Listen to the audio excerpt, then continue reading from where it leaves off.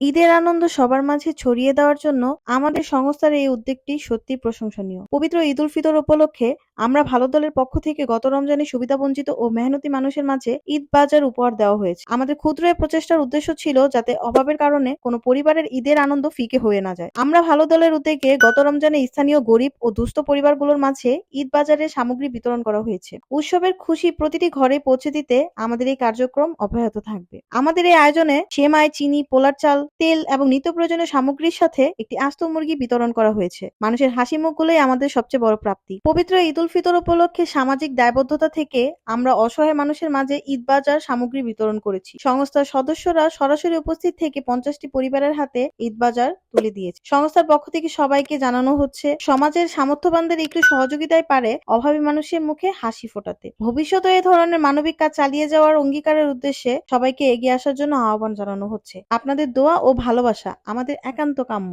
আসুন অসহায়কে ভালোবাসি এবং ভালো দলেই থাকি। ধন্যবাদ।